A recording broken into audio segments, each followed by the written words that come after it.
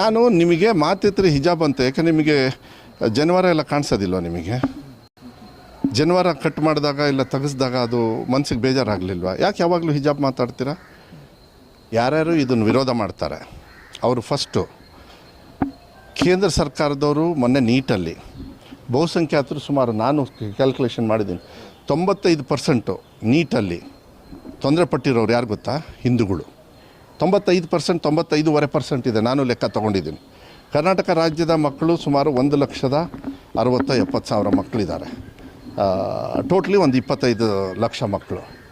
ಈ ಪ್ರಶ್ನೆನೇ ನೀವು ಕೇಳ್ತಾ ಇದ್ದೀರಲ್ಲ, ನಾನೊಬ್ಬ ಶಿಕ್ಷಣ ಸಚಿವನಾಗಿ ಧೈರ್ಯವಾಗಿ ನಿಮಗೆ ಉತ್ತರ ಕೊಡ್ತಾ ಇದ್ದೀನಿ.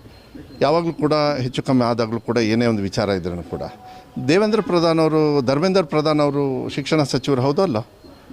ಈ ದೇಶದ ಶಿಕ್ಷಣ ಸಚಿವರು ತಾನೇ. ಅವ್ರು ಯಾಕೆ ಕಾರಲ್ಲಿ ಹತ್ಕೊಂಡು ನಿಮಗೆಲ್ಲರೂ ಉತ್ತರ ಕೊಡದೆ ಓಡೋದ್ರು? ಯಾಕೆ ಕಳ್ತನ ಮಾಡಿದ್ರಂತ? ಶಿಕ್ಷಣ ಕಳ್ತನ ಮಾಡಿದ್ರಂತ? ಯಾಕೆ ತಪ್ಪು ಮಾಡಿದ್ರಂತ? ರಾಜಸ್ಥಾನ ಗುಜರಾತಲ್ಲಿ ಸಿಕ್ಕಾಕೊಂಡವರು BJP ಲೀಡರ್ಸ್ ಅಲ್ವಾ? ಅವರು ಕಳ್ಳರಲ್ಲ? ಅವರು BJP ಸೀಟ್ರು ಅದೇ ತಾನೇ. ನೀವೆಲ್ಲ ಮಾಧ್ಯಮದಲ್ಲಿ ನೀವು ತೋರಿಸ್ತಾ ಇದ್ದೀರಾ. ಇದ್ರ ಬಗ್ಗೆ ಹೋರಾಟ ಮಾಡಿದ್ರಂತ ಇವರು. ಈ 55% ಹಿಂದೂಗಳು ಒದ್ದಾಡಿದ್ರಲ್ಲ, ಯಾಕೆ ಯಾಕೆ ನಿಮ್ಮ ಸಂವಿಧಾನದಲ್ಲಿ ಏನಂತ ಬರೆಯುತ್ತೆ? ಈಗ ಆಯ್ತಪ್ಪ, ಈ ಪರೀಕ್ಷೆ ಪೇ ಚರ್ಚೆ ಮಾಡಿದವ್ರು ಯಾರು? ನರೇಂದ್ರ ಮೋದಿಯವರು. ಅವರಾದರೂ ಉತ್ತರ ಕೊಟ್ಟಿದ್ದಾರಂತ ನಿಮಗೆ. ನೀಟ್ ಎಕ್ಸಾಮಿಗೆ ಇಲ್ಲ ನಾವು ಫ್ರೀಯಾಗಿ ಮಾಡ್ತೀವಿ, ಅವ್ರಿಗೆ ಆರ್ಥಿಕವಾಗಿ ಏನು ತೊಗೊಳ್ಳೋದಿಲ್ಲ ಅನ್ನೋದು ಒಂದು ಕಡೆಗೆ. ಯಾಕೆ ಅವರು ಹೋಟ್ಲಿಗೆ ಬಂದು ತಂದೆ ತಾಯಿಯವರು ಅವ್ರ ಕೆಲಸ ಬಿಟ್ಟು ಗಂಡ ಹೆಂಡತಿ ಇಬ್ಬರು ಕೂಡ ತಂದೆ ತಾಯಿಯವರು ಅವ್ರ ಮಕ್ಕಳ ಭವಿಷ್ಯಕ್ಕೋಸ್ಕರ ಸ್ಯಾಕ್ರಿಫೈಸ್ ಮಾಡ್ತಾರೆ. ಹೋಟ್ಲಲ್ಲಿ ಹೋಗಿ ಉಳಿತಾರೆ. ಹೋಟ್ಲಲ್ಲಿ ಉಳಿದು ಆ ಹೋಟ್ಲ್ ಚಾರ್ಜ್ ಏನು ಇವ್ರು ಕಟ್ತಾರಂತ 1.5 ವರ್ಷ, ಕೆಲವು ಸತಿ 1 ವರ್ಷ ಈ ಸತಿ ಬೇಡ ನೀಟು, ನೆಕ್ಸ್ಟ್ ಟೈಮ್ ಕಟ್ಟೋಣ ಅಂಥೇಳಿ ಒಂದು ಸತಿ ಆಗಲಿಲ್ಲ, ಇನ್ನೊಂದು ಸತಿ ಎಷ್ಟು ಲಕ್ಷ ಮಕ್ಕಳು ಬೇಕು ನಿಮಗೆ?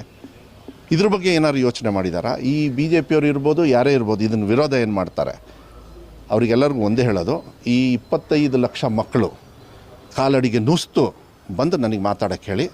ನುಸ್ತು ಕೇಂದ್ರೀಯ ವಿದ್ಯಾಲಯ ಇಲ್ಲೇ ಇದೆ, ನಮ್ಮ ರಾಜ್ಯದಲ್ಲಿದೆ, ಎಲ್ಲ ಕಡೆಯೂ ಕೂಡ. ಕೇಂದ್ರೀಯ ವಿದ್ಯಾಲಯದಲ್ಲೂ ಕೂಡ ಇದೇ ಕಾನೂನು ನಾನು ಮಾಡಿರ್ತಕ್ಕಂಥದ್ದು ಇರೋದು.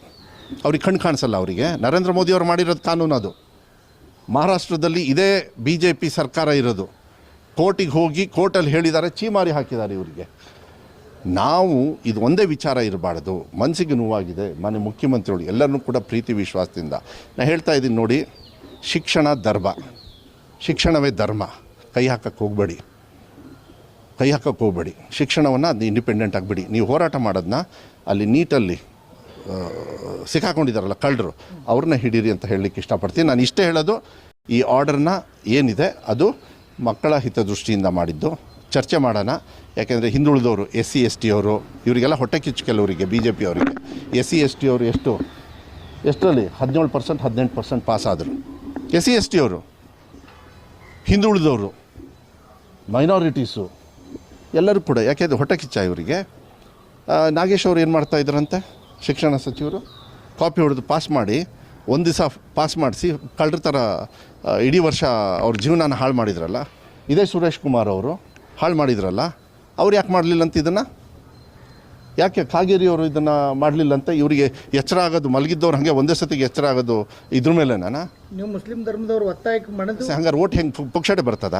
ಭರವಸೆ ಮೇಲೆ ತಾನೇ ಬರೋದು. ಗ್ಯಾರಂಟಿಗಳನ್ನು ವಿರೋಧ ಮಾಡಿರ್ತಕ್ಕಂಥ BJPಯವರು ಈಗ ಅಪ್ಕೊಂಡು ಹಾರಾಡಿಸ್ತಾರೆ ಎಲ್ಲ ಊರು ತುಂಬ, ದೇಶದ ತುಂಬ.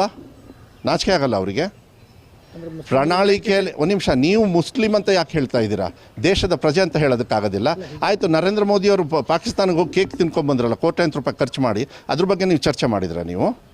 ನೋಡಿ, ನಾನು ಹೇಳ್ತಾ ಇದ್ದೀನಿ, ಮಾಧ್ಯಮದವರಿಗೆ ನಾನು ರಿಕ್ವೆಸ್ಟ್ ಮಾಡ್ತೀನಿ, ಹೋರಾಟಗಾರರಿಗೂ ರಿಕ್ವೆಸ್ಟ್ ಮಾಡೋಣ. ಯಾಕೆಂದರೆ ನನ್ನ ಕರ್ತವ್ಯ, ನನ್ನ ಧರ್ಮ.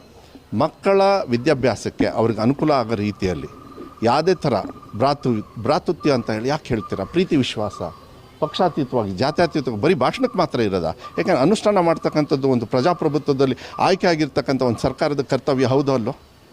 ಅದನ್ನು ನಾನು ಮಾಡ್ಕೊಂಡು ಬಂದಿದ್ದೀನಿ. ನನಗೆ ಭಾಳ ಹೆಮ್ಮೆ ಇದೆ.